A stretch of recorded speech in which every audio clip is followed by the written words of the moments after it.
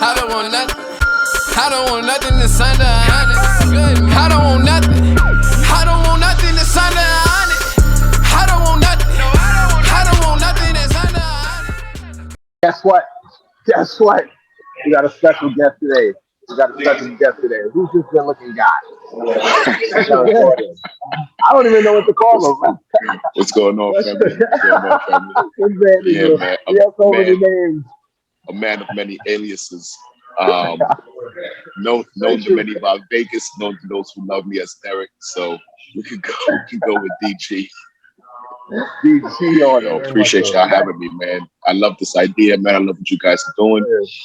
And let's get to it.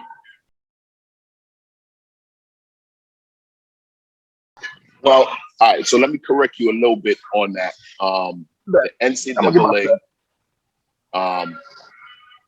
absolutely is not paying anyone anything.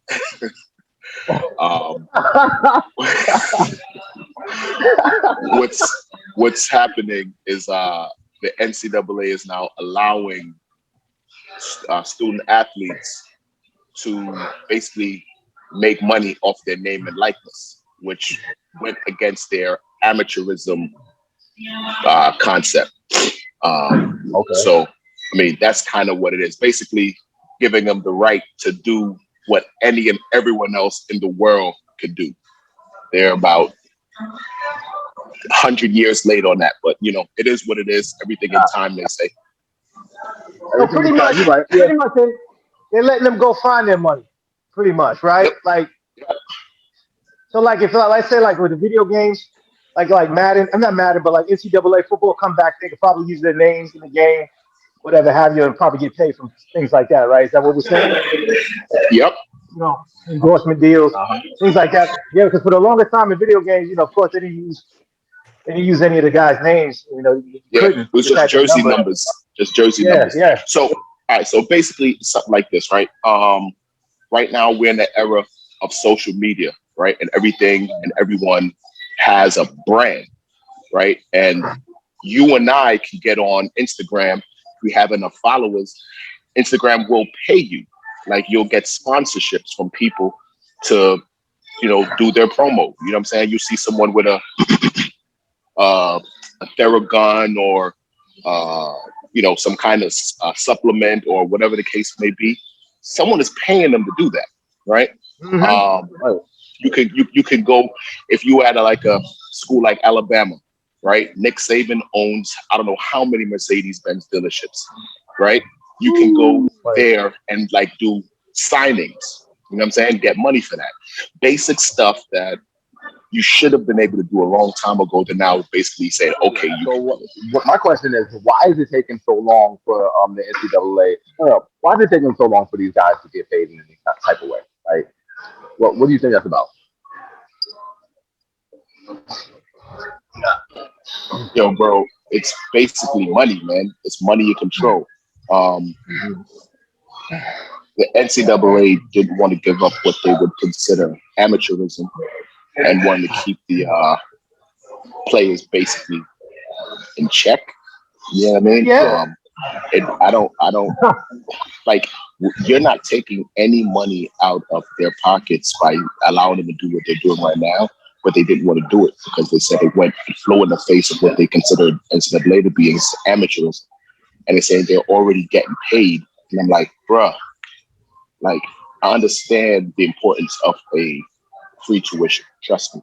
I saw the value. And when you get out of school, you don't have to worry about that. That's huge, right? That cannot be discounted. But what I'm saying to you is the amount of money that comes in from these athletes and nothing comes back. Like, forget paying me, right? But the stuff that I'm doing to help the sport in the school, in the university, and the conference, and I can't go out and just say, hey, I'm the star running back, and you can't buy me a sandwich to say great game. Come on, bro. That's ridiculous. Right. Hey, so I'm gonna be that guy. Okay? And I'm gonna tell you that I don't agree with them getting. I don't agree with them getting paid. Okay. What I see should happen. Okay. Whatever process, I think they should allocate the funds they need to be more responsible with the funds that they actually, bring in. That's what I think needs to happen. I think more of the funds that they bring in from the sports program, because that is the bigger lure, right? For these state universities, right? Or private universities, whatever, D1 schools, we're talking about the major D1 schools. I think the money should be distributed better. I think the money should go towards, different programs in school, like, your science program, your medical school, whatever have you. I think it should be evenly distributed. Yeah, the school, and it's cool that this, that's their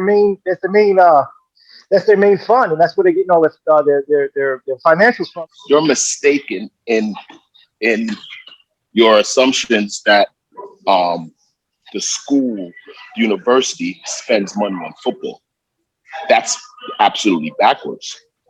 Okay. I got you. The athletic programs give money to the school. Okay. Like I got you. University of Michigan doesn't say to University of Michigan football team doesn't go to the athletic department or the university. It's like, hey, we need some money for X, Y, and Z. We are given money by donors.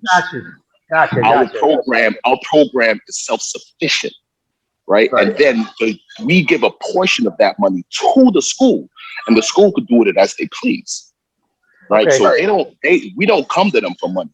They come to us for money. Huh. Okay. All right, I got you. Not to mention all the money that they make off of like ticket sales.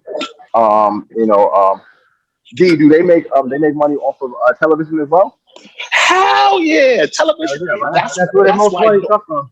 That's why Notre Dame. That's why Notre Dame doesn't want to join a conference. Right. They're independent. So if you play for a conference, if you go to a bowl game, you get something like $30-something million for a bowl game, depending on the size of the bowl game, and that gets split through the conference. Since Notre Dame football program, football only, because the other teams are in different conferences like ACC, and they have another conference for hockey. They take all that money themselves, all that bowl game money, that TV contract money. Notre Dame was one of the first teams to have a TV contract. They rolling in bread. Damn, bro. So let me ask you this. So since you play D1 ball, you played. I'm not gonna call you old, but it was a minute ago. Quite some time, right? So, I got a couple of questions about your experience, right? So one, were you broke? You know what I mean? Like, of course you don't have to tell on yourself, but is it safe to assume that these players need this bread? I mean, I think we all agree that they're deserving of the bread, but do we think that are we saying that they need the bread? Are they broke college students who are watching their teams generate millions of dollars? Absolutely. Great fucking question. Absolutely. Listen, bro. Like, put it right? Before you embellish, the reason why I asked that is because I visited UGA. These kids appear to want for nothing. Like, there are campuses where they never have to leave the athletic complex. Like, they got their own caf, they got their own study hall, they got their own sleep room, they got their own everything. You know what I mean? Like,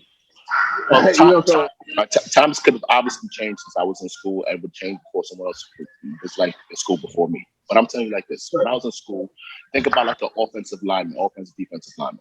Those guys have to eat tons of food in a day to maintain weight and get in the gym, right?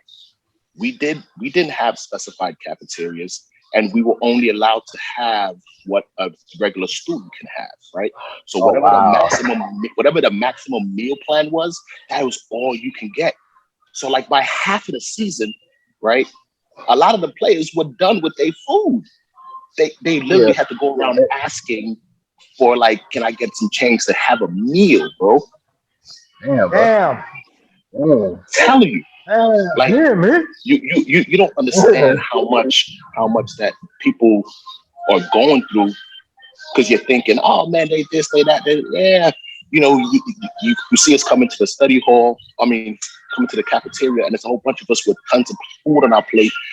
But do you see that late in the season? You see that early in the season? You don't see that late in the season. You see it scattered now. Wow. People gotta sit in their room hungry. So it's, you know what I'm saying? The situation be different for every school. Now, I'm sure now things are different. But I'm telling you, when I was playing, this is what was going on. That's his hungry. That's his hungry. Yeah, so I went to Pitt myself, and I remember, man, those guys, man, they had it made. Athletes had it made. In the school program at the time, it was roughly around 97, 98. They weren't that great, but the amenities were there. Like, their dorms were plush. They're lavish. I mean, they're going up there and hanging out with a couple of the players. And, yeah, it was amazing up there. You know, they had a complex of their own. You know, and as far as food and all that other stuff, I don't know, it might differ from school, you know, school to school. And you're the athlete, so you would know better. But from what I saw, I never saw those guys. And if they did want to slum it and come down to the towers and eat at the chow hall with us, man, you know, every now and then, you know, they could, but they pretty much had their own separate complex, man, and they were taken care of. But I do feel you. So what would you say? I'm sorry. What would you say? Like a daily intake as far as calories would be for one of those guys, man? We talking 10,000? What we talking? Like 8,000 calories a day for offensive defensive linemen.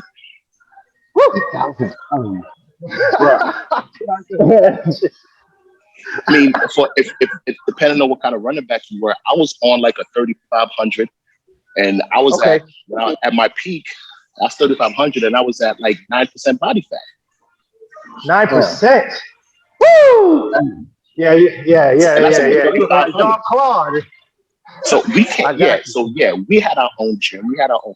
We can't like how we work out, the time and schedule we have to work out on. See, all that stuff was regiments. You know what I'm saying? Like with your school schedule, you had a gap, and in that gap, you had to hit the gym. And we can't go to the gym and fight for space and fight for racks and fight for. You know what I'm saying? Like it's not gonna work. So yeah, we had to have our own gym. We shared our gym with the track team. Okay, I got you. Most football teams have their own gym. Period. I got one more question, Dave. But before I ask that question, show us this plate press that you were talking about. All right, fellas. So the next circuit is going to be, a plate press and also a twist push-up. Okay. So with the plate press, you're going to get 2 plates. All right. What I have is 2 10-pound plates, and the goal is to do a press with the plates, right, and keep your arms straight out, and also, imagine yourself trying to give yourself a high five through the plates, right? So you're going to be pressing pretty hard through the plates to keep them together, and you're going to keep your arms perpendicular to your body. Simple as that. Hey Dave, can I use a 125? Yeah, I mean, yeah. As long as you can press through the plate, and you can feel that extension, and you can feel that pump here in the middle of your chest here. Also, all right. So the next exercise is going to be.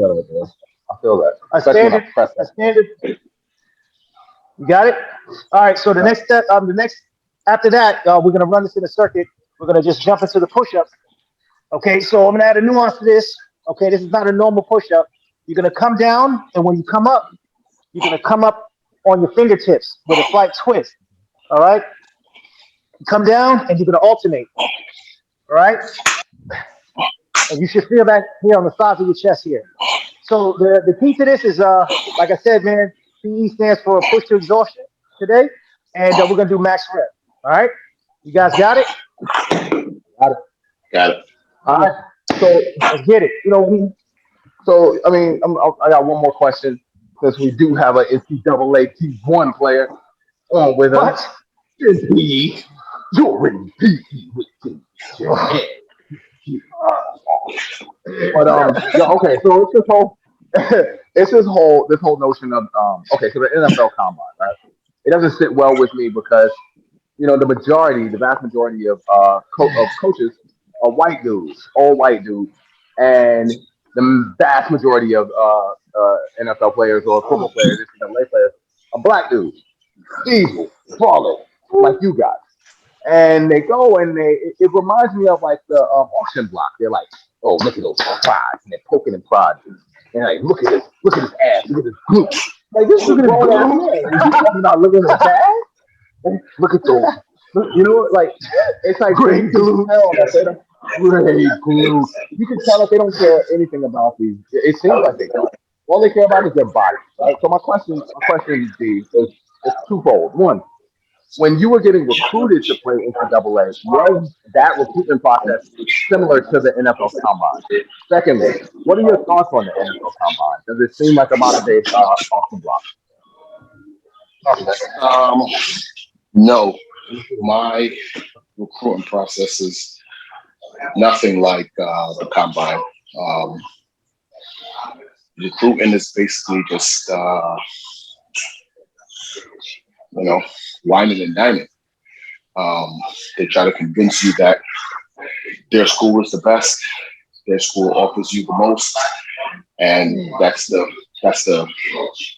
pitch. The only thing they really get to see of you is your film, and you put your film together and you send that film out. And if you went to camps or something like that, that'll be on the paper. For the most part, now, for the second part of your question,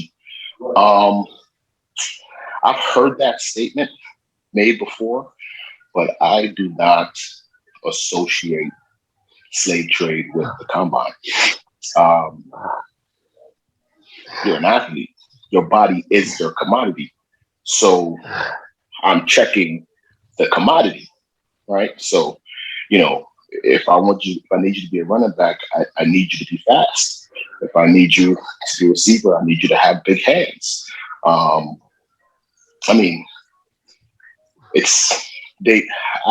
can agree they don't care about the athletes, but most businesses don't care about their employees either. So it's a business, and you need to use it true as such.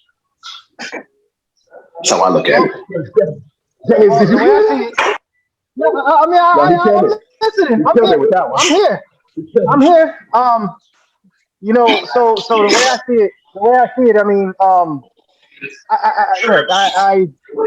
think it is. I think it does. I think it is associated somewhat with the slave trade because, they weren't after slaves for their mind, right? So it's the same concept. Like it's reminiscent of, right? It's not necessarily the same because these guys are there by their own free will. Okay, I think that's the difference, right? And they have a certain talent. These guys were bred to be this big in this day and age, right? They bred them to be, athletes and strong, have strong backs to be able to kill the land, right? So this is the byproduct, right? But it's just a modern day slave trade to me. But the only difference is that we're there because we want to be. You understand what I'm saying?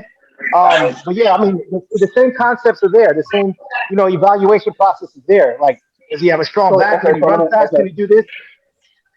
So let me hold on. Give me a second.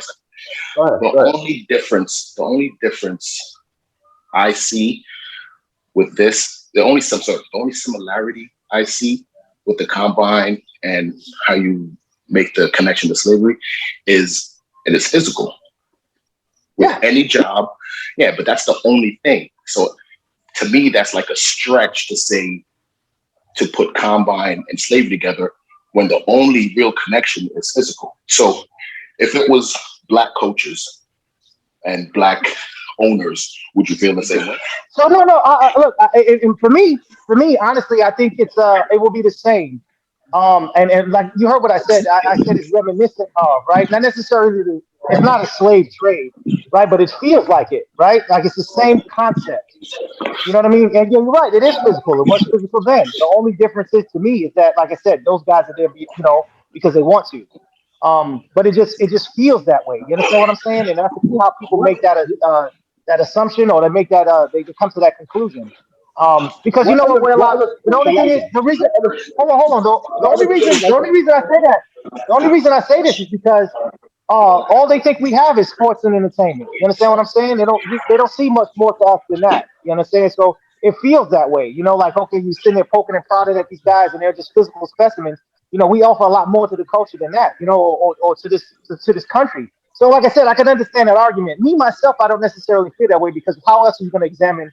How else you going to examine and look at these players? There's no other way, right? You're not gonna be like, well, he's got a great what other sport? That's what I'm saying. What other sport does a combine like that? Does baseball do that?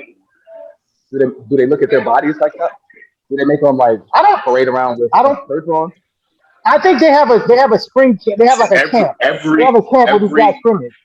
Every league has a combine. Every major league has a combine. Every single one. Football, basketball, hockey, baseball. They all have some form of a combine. But you also realize there's different levels to athletes. Some say baseball is the most difficult sport to play. I would disagree, but some would say that. But you can look at those body types. Those aren't necessarily physical specimens. They're specialists. So you're going to evaluate them a little bit differently. Hey, yo, man. Great conversation so far, man.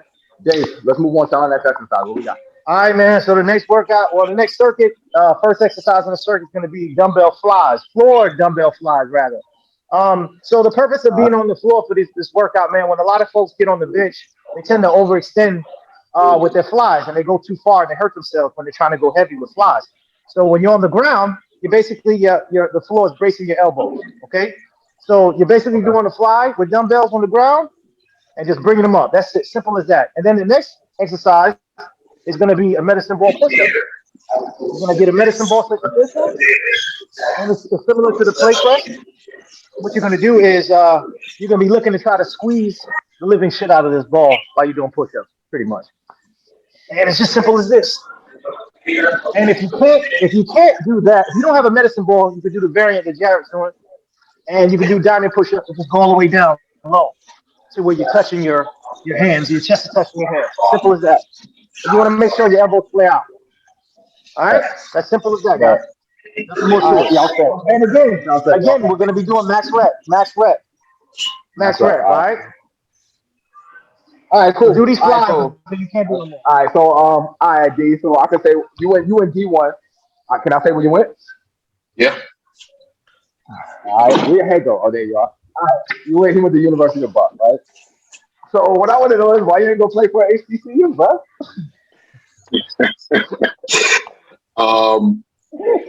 Honestly, my honest opinion on that is, I'm not an all anything, right?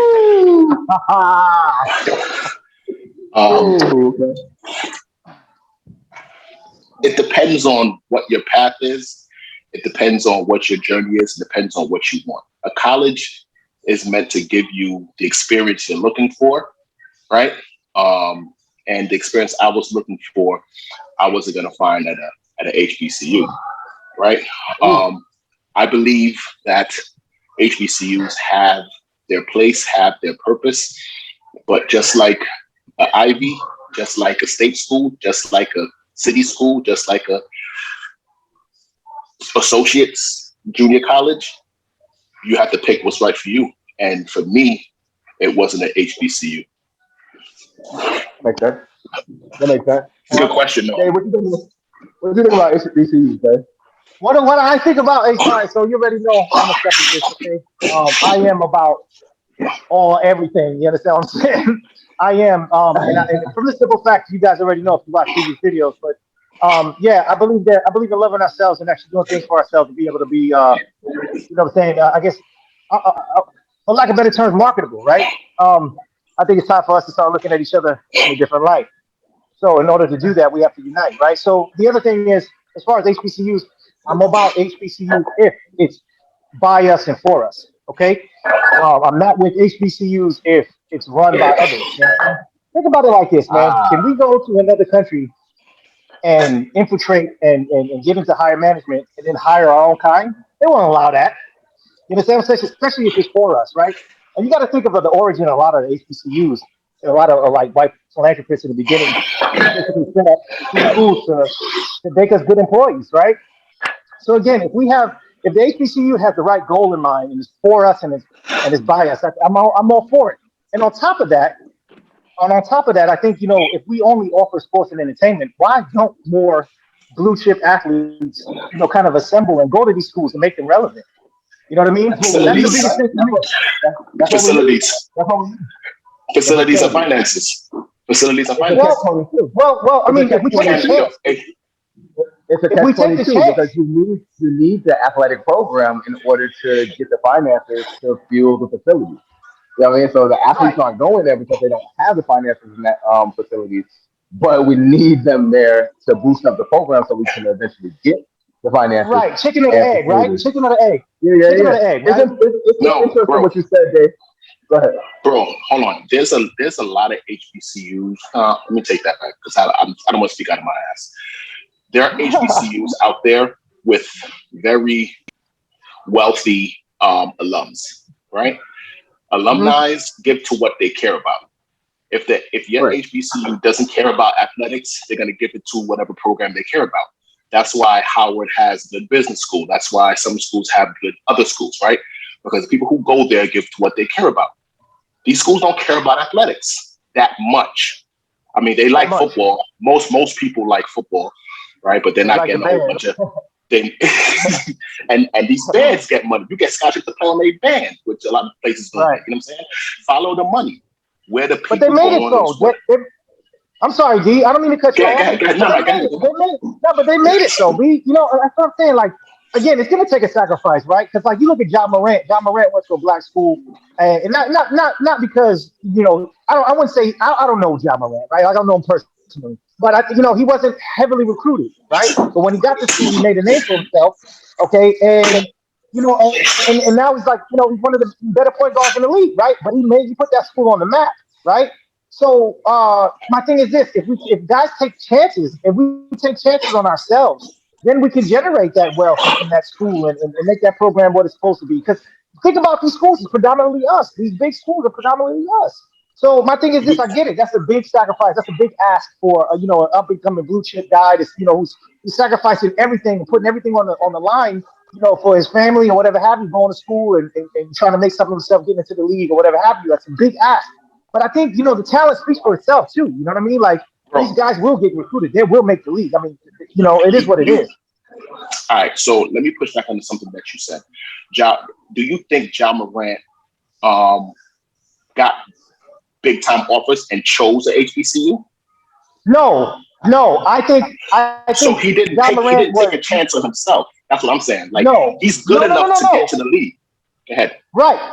He didn't. No, you're right. He didn't take a chance. It just happened that way. You understand what I'm saying? Correct. So I take that example, and yeah, I'm not giving him props for it, right? Like don't get me wrong, but I'm just saying it's just an example to say, okay, well, it's possible. You understand what I mean? Guys Right. like that, because their talent speaks for itself, right? That's Who all. wants to That's do all I was saying. who generally wants to do things the hardest way? Who do you know I wants to know do it's things the tough. hardest way? It's Yeah. tough. Right? It is tough. Like It is tough. I mean, if you have a chance to it is your responsibility to yourself and your family to do the best thing for yourself and your family. Right? Now, Yeah. if going to an HBCU and building up that HBCU is best for yourself and your family, then you should absolutely do that. Build your legacy, do whatever you could do. But if going to Duke is going to get you into the first round or make you a blue chipper, you got to follow the money, bro. I know, and I feel you 100%. But my thing is this: I guess it's easier said than done because I'm old over the hill. I'm a crusty fart now, right? But it's one of those things where I see it when we talk about family. What is family? And I'm trying to create that. When I look at my brother, I see myself. You understand what I'm saying? So with that being said, I think I think that I'm trying to build something greater than just that immediate family. You understand what I'm saying? And be able to take back control. I mean, that's what it's really about. Again, we maintain, we have the talent, and then we're being utilized. We're being exploited for it. I'm saying if we take it back, if we take back that, because I mean, think about this, D. What do we offer to this country? Right? Sports and Nah, entertainment. Right? That's what everybody sees, no, right? I But mean, as I far as hate that statement. I hate that no, I statement. get it, but no, I'm talking on the surface. I'm talking on the surface. I'm talking about how we're viewed, bro. I'm not talking about what we see and what we know. Of course, we know better. I'm talking about what's being thrown at us, right? That stereotype. I mean, it's a I low mean, hanging if that fruit. alone, right? But if that alone, we take control back of. I mean, we can take back that economic power. You understand what I'm saying? That alone, that little small piece. You know what I'm saying? Because that's But how they're creating economic growth off our backs. That's all I'm saying. listen, here's my take on that, right? All right. I totally believe that HBCUs can be successful, right?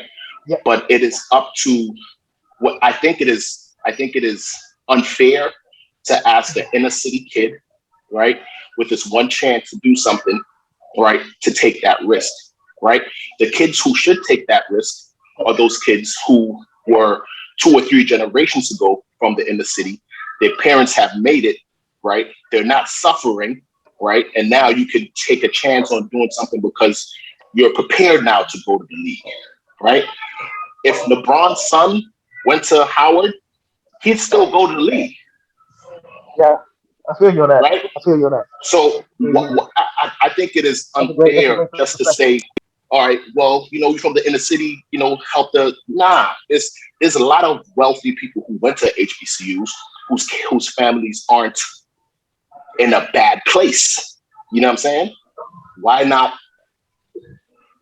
Those are the kids who you want to say, oh, my daddy went to a HBCU. He's a lawyer, but I wanted to do this, or he's a doctor. So I'm going to continue the legacy at this HBCU and build it up. And I can still probably go to league and bust it. So I just don't feel like we got to put the pressure on these young inner city kids who this is their only shot. This is their only shot, bro. And if you go to school that don't, if you go to school that don't got a good athletic program and you twist your ankle or you make an injury and they don't got the right sports therapist, so like it could be the end of your career. You go to the right school, you can continue. I mean, that's just, it's. Yeah, it's a tough call. I agree with you 100%. Let me change. Okay, go ahead. Because I think in this forum, I'm the only one that went to HBCU. I went to Morehouse. Not undergrad. I went to Morehouse for grad school. And no disrespect to Morehouse, but athletics is one thing, but how about academics, right? My experience at a HBCU, no disrespect, all the white people that's watching, don't use this as your platform to stand on and say the black colleges is trash or the black guy said it. But my experience at Morehouse was trash, right? The school was dirty.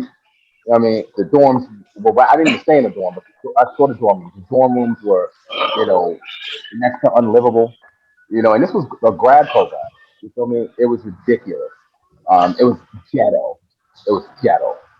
Now I'm not trying to say that Morehouse is on par with, like, say, a Howard. Howard is like number 2 HBCU in the nation. Spelman is number 1. I think Xavier is number 3.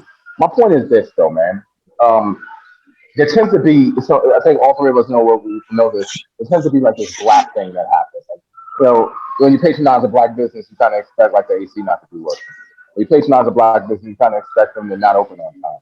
Patronize a black business, you kind of expect certain quality not to be there. That's a bad thing to say, but I think we've all experienced this shit. It's the same thing with a lot of HBCUs. So I think it goes deeper than athletics. I think, let's put it like this.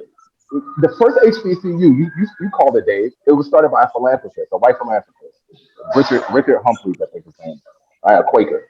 You know when that was? 1837, my nigga. Before slavery even ended. 1837, up in Pennsylvania.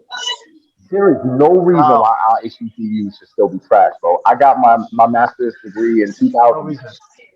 You know what I'm saying? Like, there's no reason why HBCUs should be trash. So when it comes to the athletic, go ahead, bro. Go ahead. No, I want you to finish. Yes, your thought. And I got to try. And then so that's one thing, the whole like ghetto-ness of it. The other thing that we're talking about, the athleticism, right? The athletic department. I agree with you. D. We can't expect these kids to spoil their meal ticket because they want to uplift the black race. They got to get it first. I get that. What I think is, I think it's a deeper issue. I think that the NFL or like the major league, they are not going to shine a light on black athletes that come from black colleges. They are not going to be going there looking for athletes. And I think kids know that. It's not just that the program isn't good. They don't feel like they're going to really be seen. And I think all right. This will give me what you got. That's false. All right. So I'm gonna give you 2 things. So the first thing that you said about schools and academics and all the other stuff. Hey Jay, make sure you're doing that fly, bro. My bad. Make sure you're doing that fly. There you go. Yeah, you want to turn? I'm good, right? There are many. Most schools, campuses suck. Just so you know. right?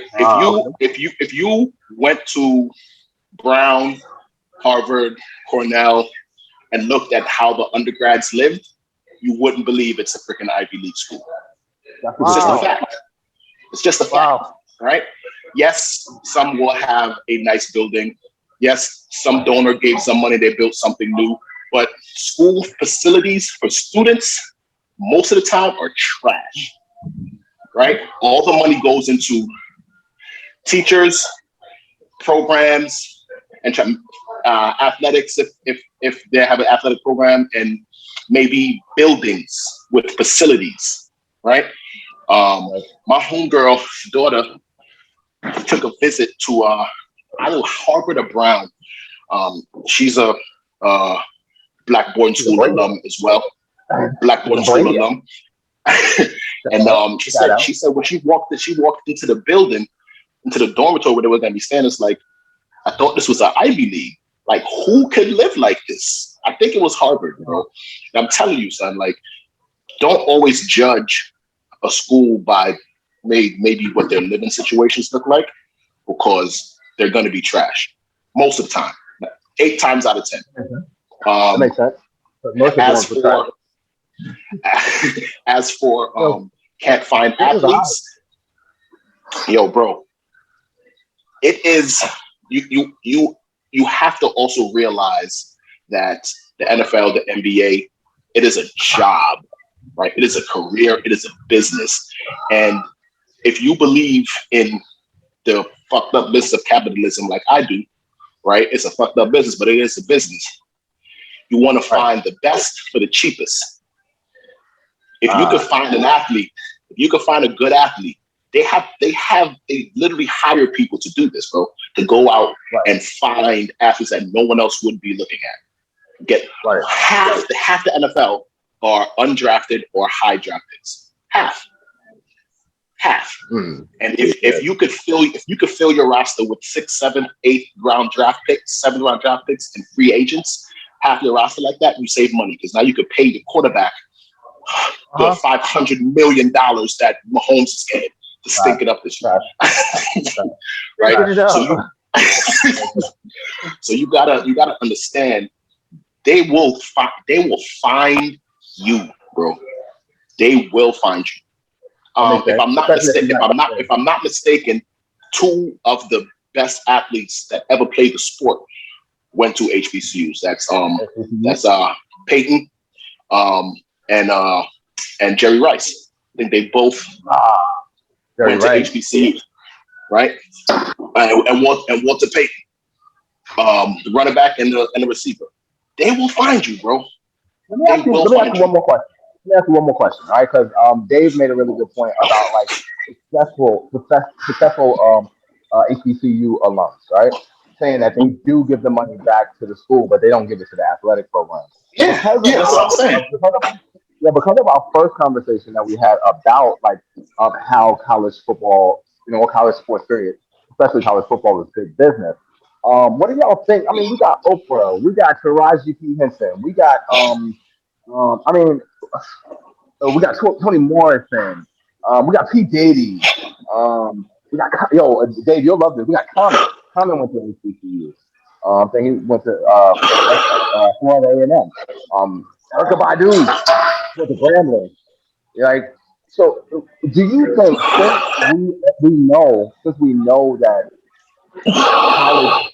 college athletic programs can fuel the academics as well, can fuel the campus, do you think that these higher up Black people who graduated from HBCU should filter money not just into other programs, maybe they should filter money into the athletic programs as well? What do y'all think about that? That's kind of what I was just saying about today. Like, why would Oprah want to give to the athletic program? Why would Taraji P. Henson want to give to the athletic program? If I was Taraji, I would want to make sure my HBCU had a good theater program.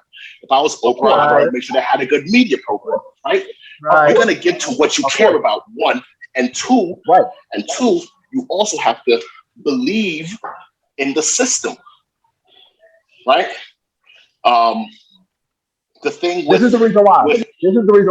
Because the theater program is not going to generate income the way that the athletic program will. So it's an investment. It's not just putting your name on the theater because you gave them money. It's investing money that's going to make money. It's going to make more money. Banking on potential. Right. You're banking on potential as opposed to like right now with sports. Right. Sports is like instant gratification right now in your face. You know, paraphernalia, ticket sales, whatever have you. Or like, you know, like I said, you have the scientists. You know what I mean? Like you're betting on a better future. That's all. You know what I mean? When you put money into that kind of thing. So that's why it's tough. It's a tough sale. I get that. Yeah, Hey, do your head cut off, man. Once again, you're asking someone to give to something that they don't care about. Like you're investing into the school by giving to the theater program. You're investing in the school by giving to the journalist program, right? You're asking people to do something for a whole other reason that they don't care about. And that's kind of where people go wrong. And Black people, white people, Jews, Indians, you want other people to care about the things that you care about. And that's just not how it works. Right. That's just not how it works. Right. You're 100% right. 100%. Absolutely right about that. You know, so speaking on that, I had a debate on, not a debate, but I was talking to the wife about that, as far as cancel culture is concerned. And we're canceled for saying things, you look at Dave Chappelle, you look at all these things. He's being, kind of just ran over the coals in the media because, he had this, transphobic or homophobic stand up. But the thing is, what happens with us? Why don't we cancel things like when they talk about selling drugs in our community and killing each other, when our hip hop artists are talking all of that stuff, why don't we, you know what I'm saying? Is it because, is that's not something that we care about, or what is it? Like, what is that? Why is it that we don't take action on things like, you know what I mean? Like I said, remember Rick Ross? Rick Ross was canceled because Rick Ross was canceled because yeah, right. So Reebok took their sponsorship, all of that, but yet he's still talking about pies and coke and all this other stuff and killing each other. Like, I mean, how come where's the you know what I'm saying? So again, my bad. I went off on a tangent, but that triggered me a little bit when you said something about what we care about, what we put emphasis on. You know what I'm saying? In the type of things that we should be putting emphasis on. My bad, man. Simple answer. No. But I won't say simple answer, but that's a direct answer to that too. And the answer is power brokers, bro. You gotta understand who has the power brokers. Okay. Who is in power to actually do that. Right. We are the instruments in the sports and entertainment, right? But we don't control it. We don't control the media. We don't control these other things, right? So in order for you to cancel something, you have to control how you're going to cancel it. You know what I'm saying? And we just don't have that. We're not power brokers. Or we don't have the power brokers on our side for our causes. There you go. Yeah. That's better said. Right. That's better said right there. Smart fellas, man. Y'all some smart fellas. We could do this the rest of the morning, man. But hey, I think I got a good one on this set. Let's move on to the last bit that we got. And also y'all want this? Yeah, man. Let's get it. All right, man. I'm ready. All the smoke, bro. Be back in PE with Dave and Jay and our special guest, DG, my boy D. Had a good conversation on NCAA. Had a good conversation on HBCU. We're gonna close this out. We want to get to know you a little bit better, D. Ask you questions that we intend to ask all our guests. Where'd you come from? Where are you now? And where are you going? And we got also our special guest has a special routine for us, right? The workout core. So D, why don't you show us those two exercises that the workout buddies are going to be doing today? All right, so we're going to do bear planks with alternate arm raises, right? So, a typical plank is like this, right? Yeah. Bear planks, you want to come in a little bit more weight over your hands, right? And then you want to grab, you could do no weight or lightweight and just alternate. You want to do 10 each arm. 10 each arm. All right. And then after that, you want to get on your back grab a lightweight, 10 to 20 pounds or so. Do a press sit up. Aha. All right. So, that's your question. All right, man. So we know you played D1.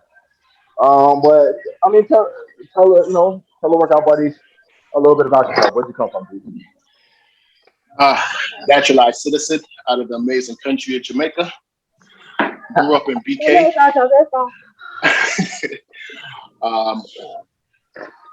Avid traveler and serial entrepreneur. The Black Anthony Bourdain on him. Like to call myself an entrepreneur Negro. A couple of restaurants, a couple of tax offices, and a couple. I'm what you call a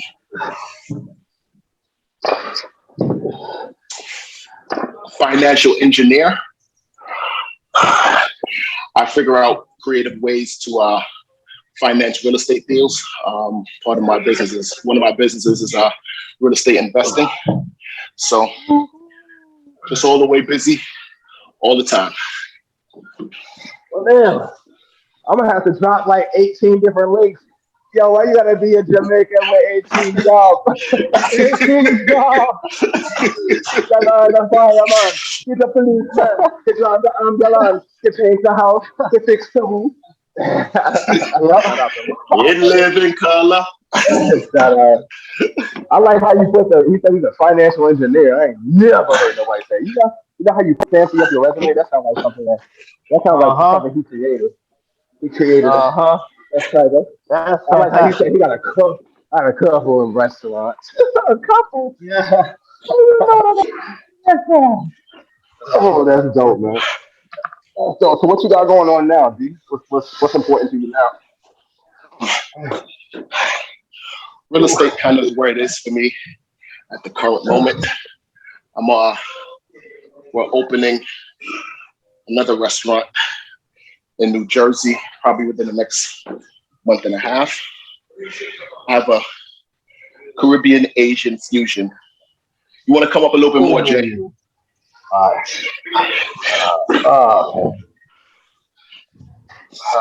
Yeah.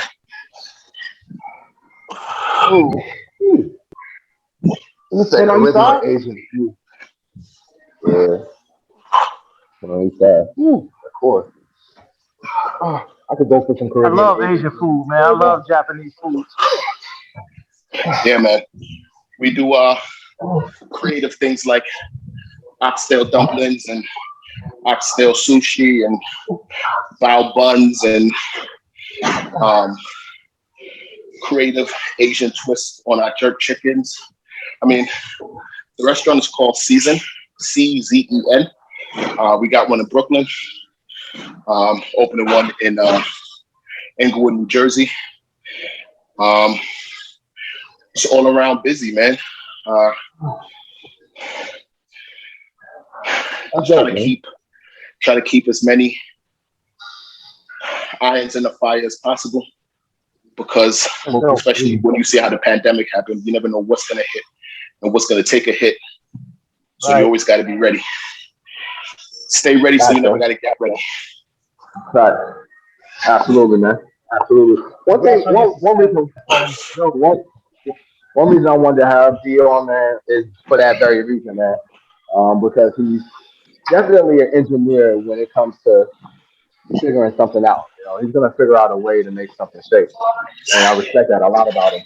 Another thing that I really respect about, there's a lot of things I respect. So one other thing I really respect about you, I want to have him on, is because he's always like thinking outside of the box, man. Like I remember you started you started like a group, like a social group on social media for like you said, for Black boarding school kids, right? You did that, right?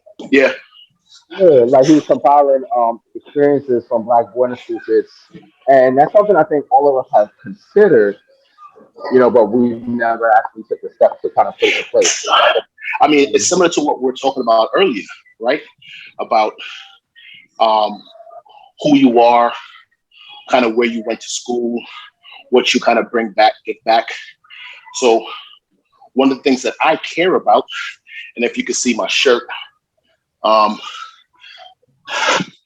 the shirt here was made by my friend. She's in the group. Says Dismantle the Pipeline. And she's also a black boarding school alum, went to Princeton. And it's like we have a huge network of very influential people. And if we use that network properly, right, and share what, was given to us, that's important. Like my sister passed, it'll be 6 years ago this December. And we're starting a fund in her name at her boarding school. She went to boarding school also. She went to Williston, Northampton. I went to New Hampton School. And it's for us to, when kids come into boarding school, sometimes they're out of place. You're an inner city kid. You come to a boarding school. You if you're not a part of the major programs, you may be kind of out of place. You may feel like you don't have it, probably because you don't have it. This fund is here. It's not a financial aid fund. It's like a supplemental fund. So it helps kids acclimate easily. You know what I'm saying? I remember going to school and I would have to go down to get my allowance every Friday. I'd get a little $20. And some kids in front of us would be getting $200, $300, $400 for the weekend. Like, you in boarding school, bro. Like, what you do with $400 on campus? Right? But it's on the weekend. But it's little things like that. You know what I'm saying? Like, buy a school jacket. You know what I'm saying?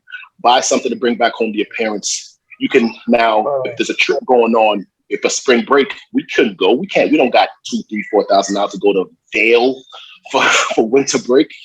But maybe with this fund now, you'll have an opportunity to do that. You know what I'm saying? You'll have the yearbook paid for. You'll have just some of the small things that make the experience the actual experience. Because one school could be a real good or a real bad thing, depending on your experience. And if your experience is positive, your outcome will be positive, and hopefully you'll give back into that system. Because honestly, bro, boarding school is what did this. Dismantled my pipeline, because I was a knucklehead in Brooklyn, and me going away legitimately saved my life. So I want to make sure that I give back in any way that I can for that. I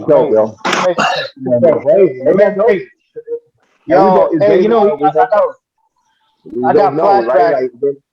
Exactly, man. What's your flashback, bro? My flashback was, you remember, previous episode we talked about the stereo. Me not having a stereo. Definitely about the stereo. Despising rock music, because my roommate came in fully equipped. That boy came in with a CD changer, all that letters. He was good. He had everything going. And I had nothing, man. Shout out to my mom. She did her best, right? But again, you're in a different class, man. You're a different class, folks now. And, he had nice radio, and he used to blast his rock music. I had nothing to combat it, like Radio Raheem. You know what I'm saying? He was killing. So I had to endure, right? And then another thing this guy used to do was leave the window open in the cold winter months, right? And he had this fancy down comforter, bro. I mean, like plush, goose, like ostrich. I don't know. He had something in there, bro. And it kept him just love. And I had the comforter from Conway, bro. You remember the pink bag? So no fun on Conway. I know about Conway. I remember. Right. So I was freezing. Big facts. I was freezing. So something small like that is amazing what you're doing, man, because that pays dividends, man. It helps us to feel like we belong there, man. Shout out to you, man. That's amazing. That's amazing. It's the little things. What's the name of the fund? Sherry Ann Gordon Diversity and Equity Fund. You can go to the website SherryandGordon.com. Yep. It'll be there. You can give there. You could give directly to the family, or give directly to the school. If you give to the school, you'll obviously get your tax write-off paperwork. If you give to the family, we're not a 501c3, so we won't be able to give it to you. So if the tax write-off is what's important to you, please just give to the school and make sure that you earmark it, that it goes to the Sherry and Gordon Fund. Man, that was a great chef day, Dave. I'm glad that we can have G join us. He's doing some fantastic things, right? Great things. It's always good to have another perspective. Yeah, always good to have another perspective. Positive brother. Yeah, man. Shout out to the Sherry and Gordon Foundation, the things that he's doing with that. Shout out to that core workout that he showed us also. Fantastic. Hey, man, you know, we always build what we build. You know what I mean? I like how you say he's not all anything. Everybody said I'm not all everything anything. So my takeaway from that is if he was here to give us some advice, I would say that he would say keep your mind open, man. He's a guy who's generating multiple streams of income, he has a lot of irons in the fire, like he said. He said he's not all everything anything. So keep your mind open. Yeah. Make sure you keep your mind open to fitness, man, and keep your mind open to taking care of yourself, because physical fitness matters, PE matters. And what did you say? We said we was pushing to the extreme. What did you say? Well, I said, push to exhaustion, man. That's what PE stand for me today. Push to exhaustion. Yeah. For the rest of the week, man, if you feel like you can't do it, if you feel like you can't do it, or you feel like you want to stop, you feel like you want to quit, this week, push to exhaustion, because at the end of that exhaustion is going to be game. I don't want nothing. I don't want nothing to sign the honest. I don't want nothing.